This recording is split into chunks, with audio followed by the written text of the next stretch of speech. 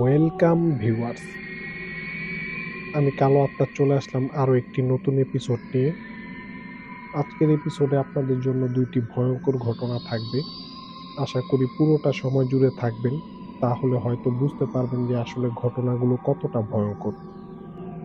আজকে প্রথম ঘটনাটি যিনি শেয়ার করেছেন তার নাম হচ্ছে রিপন। তো আমি সরাসরি রিপনের ঘটনায় চলে যাচ্ছি, তো শুনতে থাকুন। তো রিপন ঢাকায় একটা প্রাইভেট কোম্পানিতে চাকরি করতেন। তো হঠাৎ তার বাড়ি থেকে খবর আসে যে তার দাদি মারা গেছে বা খুবই অসুস্থ, যে হয়তো সে রাতের মধ্যে মারা যেতে পারে। মূলত তাকে মিথ্যা বলা হয়েছিল। তো তিনি এই খবরটা শুনে তিনি তাড়াতাড়ি রওনা হন। আর যেহেতু তাদের বাড়ি মোটামুটি অনেকটা দূরে, চট্টগ্রাম, এদিকে দূরপাল্লার যেই গাড়িগুলা, এগুলার টিকিট মানে আগে থেকে বুক করতে হয়। কিন্তু খবরটা হঠাৎ করে আসাতে কিন্তু তিনি কোনো বুক করতে পারেন নাই টিকিট। তো রাতে তিনি মেসে থাকতেন মূলত।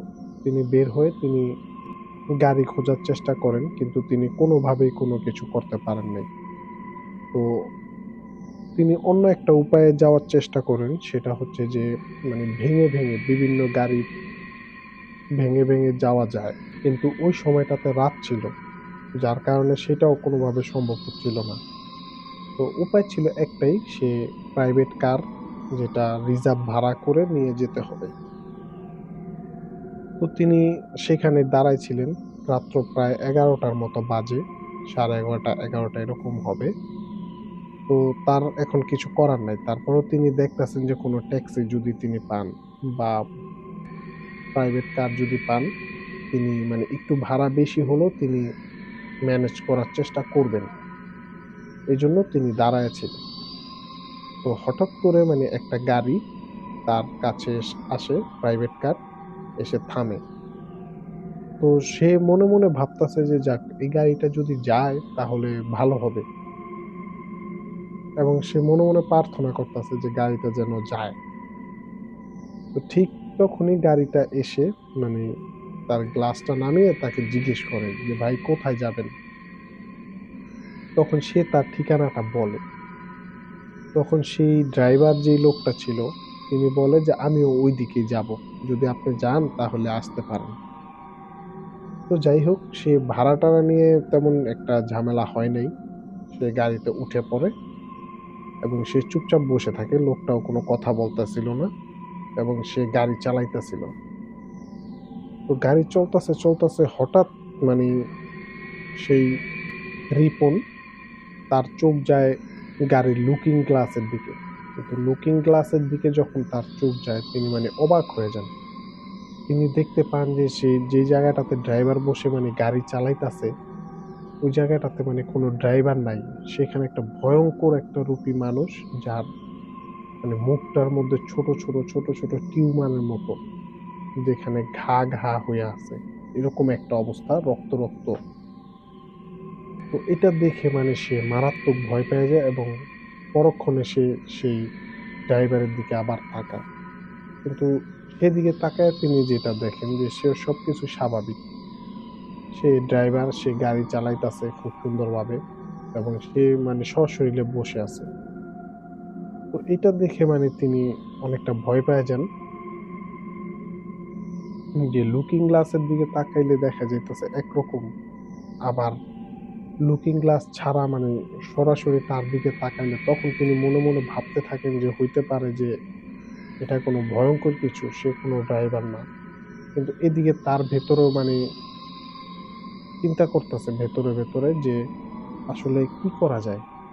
এখন তো তার গাড়িতে উঠা পড়ছে, আর এটা কোনো স্বাভাবিক মানুষ না। তো তিনি একটা চিন্তা করলেন যে তিনি কোনো লোকালয় কোনো একটা জায়গার মধ্যে যেয়ে তাকে বলবেন যে গাড়িটা থামান, আমি নেমে যাব, এবং তিনি অন্য কোনো গাড়িতে সেখান থেকে যাবেন। কিন্তু এদিকে ব্যাপারটা হচ্ছে যে রাতের বেলা যেহেতু তিনি ওরকম কোনো লোকালয় মানে কোনো জায়গা পাচ্ছিলেন না। তো এদিকে সেই লোকটাও মানে গাড়ি চালাইতেছিল। একটা পর্যায়ে সেই লোকটাই মানে হঠাৎ করে সেই লুকিং গ্লাসটার উপরে একটা কাপড় দিয়ে ঢেকে দেয়। তো এদিকে সেই রিপন মানে বাহিরে চারিদিকে দেখার চেষ্টা করতেছে যে সে আসলে কোন জায়গাটায় আছে, কিন্তু তিনি আসলে মানে বুঝতে পারতেছিলেন না যে কোন জায়গায়, কিন্তু গাড়িটাও অনেক গতিতে চলতেছিল। তো পরবর্তীতে একটা সময় হঠাৎ একটা নির্জন একটা জায়গায় এসে, যেখানে কোনো বাড়িঘর নাই, মানে দুই পাশটা শুধু জঙ্গল জঙ্গল টাইপের, মানে গাছগাছালি দিয়ে ভরা, এরকম একটা জায়গায় এসে গাড়িটা ব্রেক করে। তখন সেই রিপন তাকে জিজ্ঞেস করে যে আপনি কোথায় আসলেন বা এখানে কেন গাড়ি থামাইলেন। তখন সেই লোকটা বলে যে আমার একটু কাজ আছে, আপনি বসেন। তো এইটা বলে লোকটা গাড়ি থেকে নামে এবং একটা মাটির যে শাখা রাস্তাগুলো থাকে, শাখা রোড দিয়ে তিনি হাঁটা শুরু করেন। তো সেই রিপন ভাই তাকায় দেখেন যে সে মাটির রাস্তাটা দিয়ে সে হাঁটতে হাঁটতে একটা সময় মানে আন্ধারে মিলায় গেলেন, তাকে আর দেখা যাচ্ছিল না। তো বেশ অনেকক্ষণ তিনি সেই গাড়ির মধ্যে বসেছিলেন। প্রায় ঘন্টা খানিক পরে সেই লোকটা আবার আসে। আবার এসে তিনি গাড়িতে এসে বসে। তো লোকটা যখন আসতেছিল তখনই সেই রিপন মানে গাড়ির মধ্যেই বসেছিল, যেহেতু তিনি গাড়ি থেকে নামে নাই। আর জায়গাটা ছিল অনেক নির্জন, যেখানে কোনো মানে মানুষজন তো নাই। তবে রাস্তার মধ্যে মাঝে মধ্যে দুই একটা যে রাতের যে বাসগুলা থাকে, সেই বাসগুলা রাস্তা দিয়ে মানে যাচ্ছিল, সাই সাই করে সেখান দিয়ে চলে যাচ্ছিল, কিন্তু সেখানে মানে কোনো মানুষজন ছিল না, একদম নীরব। তাই সে আর গাড়ি থেকে নামে নাই, যে নামলে হয়তো তার আরো অন্য কোনো বিপদ হইতে পারে। তো সেই লোকটা যখন আসে তার একটু আগেই মানে একটা উটকো একটা গন্ধ সেই জায়গাটা ভরে যায়, এবং সেই দুর্গন্ধটা যখন তার নাকে চলে আসে তখন সে একটা মানে কাপড় দিয়ে তার নাকটা মানে রুমাল দিয়ে ঢেকে রাখেন এবং আশেপাশে দেখতে থাকেন যে এরকম দুর্গন্ধ কোথা থেকে আসতেছে। হঠাৎ করে তিনি দেখতে পান যে সেই লোকটা আবার চলে আসে, মানে আসতেছে, এবং এসে সে মানে গাড়ির পাশে দাঁড়াইছে। তো এটা দেখে তিনি মানে বুঝতে পারেন যে ওই গন্ধটা তার শরীর থেকে আসতেছে, এবং সেই লোকটা যখন মানে তার পাশের সিটে আসে, মানে গাড়িটাকে ঘুরে সে যখন অপর দরজা দিয়ে ঢোকে, তখন তিনি মানে ঘোরার সময় তিনি যখন গাড়ির যে সামনের দিকটা দিয়ে ঘুরতেছিল, গাড়ির হেডলাইটে তিনি দেখতে পারলেন যে সেই লোকটার শরীরে মানে জামা কাপড়ে রক্তের অনেক দাগ, এবং তার শরীর থেকে দুর্গন্ধটা ছড়াইতেছিল। তো পরবর্তীতে সেই লোকটা এসে গাড়িতে বসে এবং সে আবার গাড়ি চালাইতে থাকে। তো গাড়ি চালাইতে চালাইতে মানে খুবই স্পিডে তিনি গাড়ি চালান, এবং রিপনের যেই স্থান ছিল যেখানে, সেই স্থানে তিনি চলে আসেন। তখন প্রায় ভোর হবে এরকম একটা অবস্থা, মানে আজান দেয় নাই, তবে আজান দিবে এরকম। একটা বাস স্ট্যান্ডে আসে গাড়িটা নিয়ে, সেখানে কোনো মানুষজন ছিল না। তখন তিনি সেখানে এসে গাড়িটা থামায়। তো তিনি যখন তার ভাড়াটা তার গাড়ির যে সামনের জায়গাটা ছিল ওইখানে রেখে বলে যে ঠিক আছে আমি চলে আসছি, আমি এখান থেকে যেতে পারবো। এটা বলে সে যখন মানে গাড়ি থেকে নামতে যাবে ঠিক তখনই লোকটা তাকে বলে যে দাঁড়ান, আপনার সাথে কিছু কথা আছে। তখন মানে রিপন একটু অবাক হইয়া তার দিকে তাকায় যে আসলে বিষয়টা কি বা সে কি বলতে চায়। তখন সেই লোকটা বলে যে আপনি মনে মনে যা ভাবছেন, হ্যাঁ, এটা সত্য, আর আপনি যে যা দেখছেন এটাও সত্য। তো যাই হোক, আপনি কারো কাছে এই কথাটা বইলেন না। এটা বলে লোকটা মানে সেখান থেকে গাড়িটা নিয়ে চলে গেল, মানে গাড়িটা ঘুরে চলে গেল। এদিকে রিপন ভাই সেখান থেকে একটা মানে রাতের যে গাড়িগুলা থাকে, টমটম, ওরকম একটা গাড়ি নিয়ে তিনি তার বাড়িতে পৌঁছান, এবং বাড়িতে গিয়া দেখেন যে তার দাদি মারা গেছে, এবং তার দাদিকে দাফনের ব্যবস্থা করা হইতাছে। এবং তিনি যখন যান ঠিক তখনই মানে ফজরের আজান দিয়ে দেয়, এবং সে আজানের সময় নামাজের পরে তার দাদিকে জানাজা পড়ে তার দাদিকে পরে দাফন করা হয়। তো তার দাদিকে যখন দাফন করতেছিলেন যে কবরস্থানটায়, সেই কবরস্থানের পাশেও মানে তার মনে হইলো যে তিনি সেই ড্রাইভার লোকটাকে মানে এক পলক দেখছেন। এটা তার মনে হইল। কিন্তু তিনি পরক্ষণে হয়তো ওই ভিড়ের মধ্যে আবার হারাই গেছিল এবং তাকে আরো অনেক খোঁজাখুঁজির চেষ্টা করেন কিন্তু তাকে আর দেখেন নাই। তো এই একটা বিষয় মানে গেল। তো তিনি হয়তো ভাববেন যে হইতে পারে তার মনের ভুল, যেহেতু এরকম ভয়ংকর একটা ব্যাপার তিনি দেখছেন। তো এদিকে তিনি তার বাড়িতে চলে আসেন এবং তার বাড়িতে এসে তখন তিনি শুয়ে পড়েন। তো তিনি যখন ঘুমান, যেহেতু সারা রাতও তিনি মানে ঘুমাইতে পারেন নাই, গাড়িতে ছিলেন। তো তিনি যখন ঘুমান আর যেহেতু একটা বাড়িতে মানুষ মারা গেছে, ওরকম একটা বাড়ির পরিস্থিতি তো আপনারা হয়তো বুঝতেই পারছেন যে কিরকম হইতে পারে।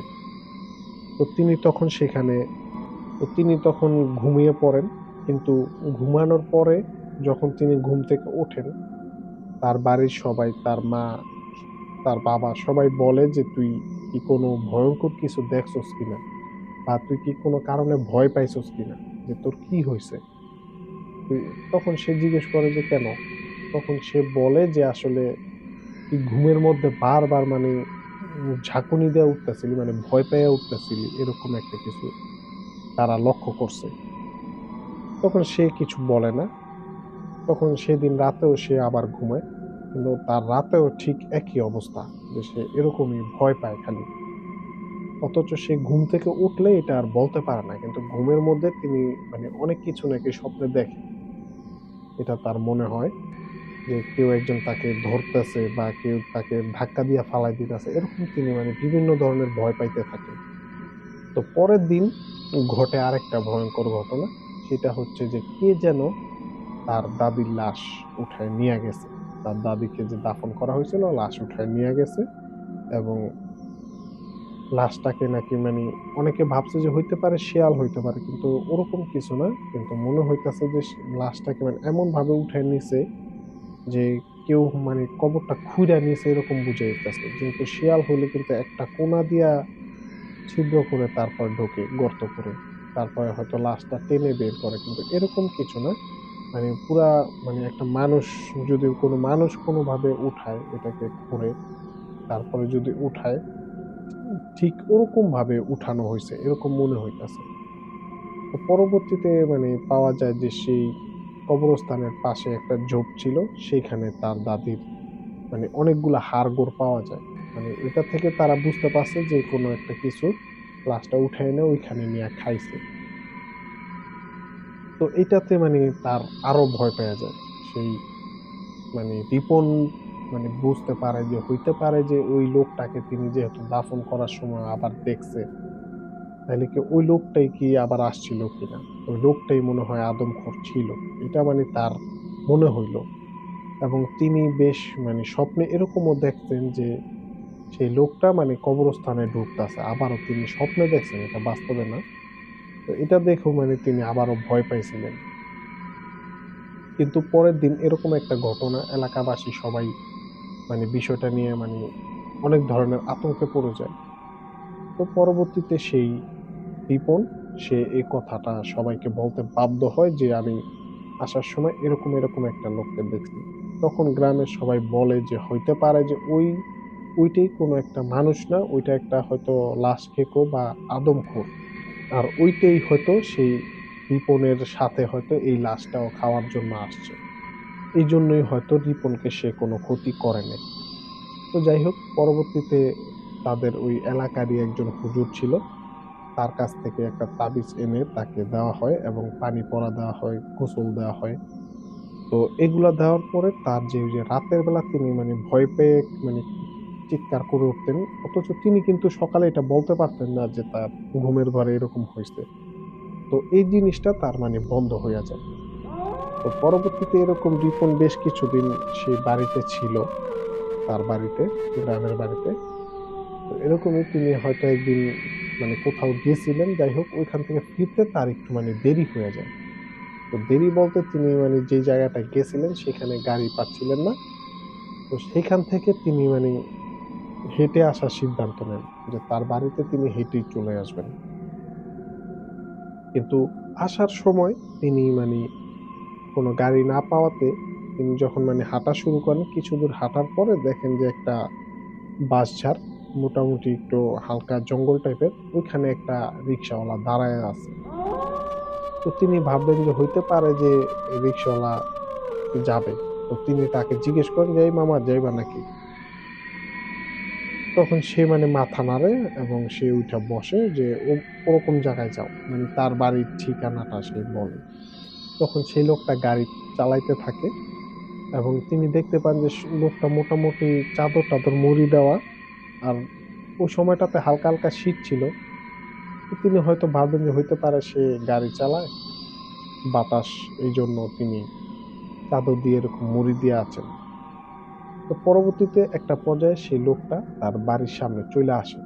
তার বাড়ির সামনে যখন চইলা আসে, তখন তিনি মানে যখন ভাড়া দিতে যাবেন গাড়ি থেকে নেমে, রিক্সা থেকে, তখন সেই লোকটা মানে মুখের থেকে চাদরটা সরায় এবং সেখানে রিপন মানে আরেকটা ধাক্কা খায় যে আসলে সেই যে লোকটা মানে যার গাড়িতে তিনি আসছিল, সেই লোকটা মানে দাঁড়ায় আছে তার সামনে এবং সেই লোকটা তাকে বলতাছে যে, "আপনাকে না নিষেধ করলাম, কারো কাছে বইলেন না।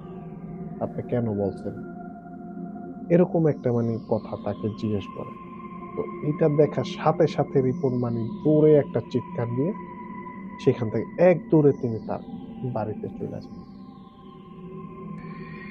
এবং বাড়িতে যেয়ে সবাইকে বলেন যে এরকম ঘটনা এবং সবাই বের হয়ে তাড়াতাড়ি আসে। কিন্তু আইসা সেই লোকটাকে আর পান নাই বা সেখানে কোনো রিক্সাও ছিল না। অথচ এখানে কথা হচ্ছে যে সেই লোকটা যদি মানে রিক্সা নিয়ে যদি চালায়াও যাইতো ওইখান থেকে, তাহলে অন্ততপক্ষে মানে তাকে দেখার কথা। কিন্তু তারা এসে সেখানে কাউকে দেখেন নাই এবং তাকে মানে অনেকভাবে খোঁজাখুঁজিও করেন সেখানে, কিন্তু কোথাও কাউকে আর পান নাই। তো পরবর্তীতে সেই রিপনকে আবারও সেই হুজুরের কাছে নেওয়া হয় এবং সেই হুজুরটা বলে যে ওর হয়তো ক্ষতি করতো, যেহেতু আমি তাবিজটা দিছি, ওর কাছে তাবিজটা ছিল, যার কারণে হয়তো সেই খারাপ জিনিসটা তার কোনো ক্ষতি করতে পারে নাই, নাইলে হয়তো ক্ষতি করার চেষ্টা করত। তো পরবর্তীতে মানে একটা সময় সেই রিপন তিনি ঢাকায় আবার চলে আসেন এবং তার কাজে তিনি জয়েন করেন। তো পরবর্তীতে তার সাথে আর এরকম ঘটনা ঘটে নাই। কিন্তু ঘটনাটা যখন ঘটছিল, তার ভাষ্যমতে জিনিসটা মানে খুবই ভয়ংকর ছিল এবং বেশ কিছুদিন তিনি মানে খুবই আতঙ্কে ছিলেন। তো ভিউয়ার্স, এই ছিল ঘটনা এবং পরবর্তী যে ঘটনাটা আজকে আপনাদের সাথে শেয়ার করব, এই ঘটনাটা হচ্ছে মনির। মনির কিন্তু সেই রিপনেরই একজন বন্ধু। তো সেই মনিরের সাথে ঘটনাটা ঘটে। মনিরের সাথে এই ঘটনাটা ঘটেছিল তার গ্রামের নিজের বাড়িতেই এবং তাদের বাড়ির পাশেই একটা জায়গা ছিল। সেখানটা মানে মোটামুটি ফাঁকা, সেখানে কোনো বাড়িঘর নাই এবং সেখানে একটা আম গাছ আছে। সেই আম গাছটাকে নাকি যে রিপনের যে বাবা, সেও মানে ছোট থেকে এরকম মানে ঠিক যেরকম তিনি দেখেন ওরকমই দেখে আসছেন। মানে গাছটা দেখে বোঝা যায় যে অনেক পুরান একটা গাছ, যার বয়স প্রায় ১০০-১৫০ বছরের কম হবে না, এরকম একটা গাছ। তো ওই গাছটাকে নিয়ে একটা ভয়ঙ্কর ঘটনা আছে এরকম তিনি শুনছিলেন, বাট ওটা অনেক আগের ঘটনা ছিল। আগের বলতে যেমন সেই মনির তার বাবা যখন ছোট ছিল, তার বাবা মূলত তার দাদার কাছ থেকে শুনছেন। তার বাবা ওই সময় অনেকটাই ছোট ছিলেন। মানে তার অনেক কিছু মনে থাকার কথা না। তখনকার একটা ঘটনা সেই গাছটাকে ঘিরে ঘটছিল। কিন্তু ওই ঘটনাটা সবাই ভুলে গেছে অনেক আগের যেহেতু। আর ওরকম ঘটনা যেহেতু ওইখানে কোনো ভয়ের ঘটনা কারো সাথে ঘটে না, যার কারণে এই বিষয়টা নিয়ে মানে মাথা ঘামায় না কেউ। আর গ্রামের মানুষ দেখা গেছে মাথা ঘামানোর জন্য তাদের আরো অনেক কিছু আছে। তো যাই হোক, একদিন মনির সেখানে শুয়েছিলেন তার গ্রামের বাড়িতে, তার নিজ বাড়িতেই। আর আপনাদের আরেকটা কথা বলে রাখি যে সেই যে আম গাছটা ছিল ওই গাছটা কিন্তু সেই মনিরদের বাড়িরই মানে কাছে। যেমন তাদের বাড়ির পেছন সাইডটার দিকে হবে। এরকম মানে রাস্তা দিয়ে গেলে যেমন তাদের বাড়িটা ক্রস করে গেলেই সেই গাছটা পড়ে, মানে তাদের বাড়ি থেকে স্পষ্ট দেখা যায় গাছটা, মোটামুটি অনেকটাই কাছে। তো মনির ঘুমিয়েছিল, এই ঘটনাটাও ঘটে শীতের দিনে। তো যাই হোক, সেই মনির শুয়ে আছিল একদিন, হঠাৎ মানে একটা কুকুর তাদের বাড়িতে এসে ঘেউ ঘেউ করতেছে। তো তারা বিষয়টা স্বাভাবিকভাবে নেন, যে হইতে পারে যে একটা কুকুরই তো আসছে, তো যাই হোক সে চলে যাবে হয়তো। কিন্তু অনেকক্ষণ যাবৎ কুকুরটা মানে ঘেউ ঘেউ করতেছিল, যার কারণে সেই মনির তার দাদি বলে যে ইস রে একটু ঘুমাইতে পারতাছি না, এই মনির যা তো এটা তারাই দিয়ায়, এরকম তার দাদি তাকে বলে। তো যাই হোক মনির অনেক কষ্টে, যেহেতু শীতের দিন, ল্যাপের নিচ থেকে বের হইয়া কুকুরটাকে তাড়ানোর জন্য তিনি বাইরে আসেন। তো বাইরে এসে তিনি হুস হুস করেন, যেহেতু চাঁদনি রাত ছিল, স্পষ্ট দেখা যাচ্ছিল। তো তিনি একটা জিনিস দেখে মানে অবাক হন যে আসলে যে কুকুরটা তাদের বাড়িতে এসে ঘেউ ঘেউ করতেছিল, এই কুকুরটাকে তিনি এই এলাকার মধ্যে এর আগে দেখেন নাই, এই গ্রামের মধ্যে। মানে জিনিসটা একটু অদ্ভুত লাগে তার কাছে। তো যাই হোক তিনি কুকুরটাকে তাড়ানোর চেষ্টা করেন বিভিন্নভাবে, কিন্তু কুকুরটা কোনোভাবেই যাচ্ছিল না, ঘেউ ঘেউ করতেছিল। তো তিনি কয়েকটা ঢিল নেন কুকুরটাকে তাড়ানোর জন্য, মানে ঢিল ছুঁড়েন নাই তিনি, মানে দূর থেকেই মানে তাকে ভয় দেখাইতেছিলেন। কিন্তু কুকুরটা কোনোভাবে ভয় পাইতেছিল না, উল্টা মানে তার দিকে মানে আগায় আসতেছে এরকম। তো যাই হোক পরে তিনি কুকুরটাকে তাড়ানোর চেষ্টা করেন। তো তিনি যখন মানে কুকুরটার দিকে আগায় দেন, কুকুরটা তখন পিছায় যায়। তো তিনি ভাবেন যে এরকম ভাবে পিছায় তাকে বাড়ির বাইরে দিয়ে আসবেন। তো পরবর্তীতে তিনি এক পা দুই পা আগাইতে থাকেন, ঠিক তখনই তিনি মানে একটা বাচ্চার কান্নার শব্দ পান, যে হইতে পারে যে আশেপাশে কোথাও কাঁদতেছে। এটা শুনে তিনি আবার তার দাদিকে ডাকেন, মানে তিনি বাইরে থেকে ওই কুকুর তাড়াইতে গেছেন যখন, ওই বাইরে থেকে তার দাদিকে ডেকে জিজ্ঞেস করেন যে দাদি, তিনি তখন জিজ্ঞেস করেন যে দাদি তুমি কি কোনো বাচ্চার কান্নার শব্দ পাও কিনা। তো তার দাদি ঘর থেকে বলে যে এখানে বাচ্চা আসবো কোথ থেকে, আর আমাদের বাড়িতে কোনো বাচ্চা আছে। তো যাই হোক এদিকে সেই মনির কুকুরটাকে তাড়ানোর চেষ্টা করে, এবং এক পা দুই পা করে তাকে মানে তাড়াইতাছে, মানে দৌড়ান দিতেছে, যেটা বলা হয় গ্রামের ভাষায়। তো কুকুরটা মানে দৌড়ায় সেই আম গাছটা যেদিকে, সেই পথ ধরে ওই দিকে দৌড়ায় চলে যায়। তো সেও মানে অনেক দূর দৌড়ে দিয়ে আসে যাতে কুকুরটা আর না আসে। তো তিনি যখন সেই কুকুরটাকে তাড়ায় দিয়ে আসেন, সেই আম গাছটার কাছে যখন যান, মানে তিনি ঘুরে চলে আসবেন, ঠিক তখনই তিনি সেই বাচ্চার কান্নার শব্দটা তিনি আবারও পান। এবং আবার যখন তিনি পান, তার কাছে মনে হলো যে বাচ্চাটা সেই আম গাছটার ওইখান থেকে মানে কান্নার শব্দটা আসতেছে। তখন তিনি সেখানে ঘুরে তাকান, এবং তিনি দেখতে পান যে সেই জায়গাটায় সেই আম গাছের একটা ডালের সাথে একটা বাচ্চা এবং একটা মানে মহিলা সে আম গাছের সাথে ঝুলে আছে পাশে দিয়ে, তাদের জিহ্বা বের করা, এবং বাচ্চাটা সেখান থেকে কান্না করতেছে, আর সেই মানে মহিলাটাও মানে তার দিকে তাকায় হাসতেছে। তো এটা দেখে মানে সেই মনির মারাত্মক ভয় পেয়ে যান, এবং সেইখান থেকে তিনি এক দৌড়ে তিনি বাসায় চলে আসেন, এবং মানে দরজার সামনে এসে পইড়া যান। এবং তার দাদি, তার মা, আর তার বাবা মূলত বিদেশ থাকতো, তারা সবাই বের হয়ে আসে, বাড়ির আরো যারা সদস্য ছিল তাদের চাচি, সবাই চাচারা চাচিরা সবাই বের হয়ে আইসা তাকে উদ্ধার করে, এবং তিনি দেখেন যে সেন্সলেস অবস্থায় পড়েছিলেন। এবং পরবর্তীতে তার যখন জ্ঞান ফিরে, তার জ্ঞান ফিরছিল প্রায় ৩ দিন পরে। তো পরবর্তীতে যখন তার জ্ঞান ফিরে, তখন সে মূলত এই ঘটনাটা সবাইকে বলে যে সে এরকম কিছু একটা দেখছে। তখন তার দাদি একটা কথা বলে যে ওই গাছটাতে নাকি মানে অনেক আগে, অনেক আগে একটা মহিলা হয়তো সে তার স্বামীর সাথে রাগ কইরা তার বাচ্চা সহ সে ওইখানে ফাঁসি দিয়ে আত্মহত্যা করে।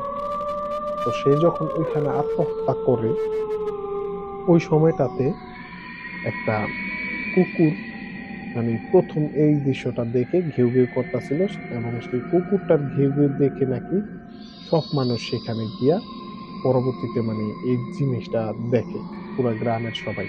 আর মূলত ফাঁসিটা যেহেতু রাতের বেলা দিছিল, ভোর সকালে যেয়ে সবাই এই দৃশ্যটা দেখছিল।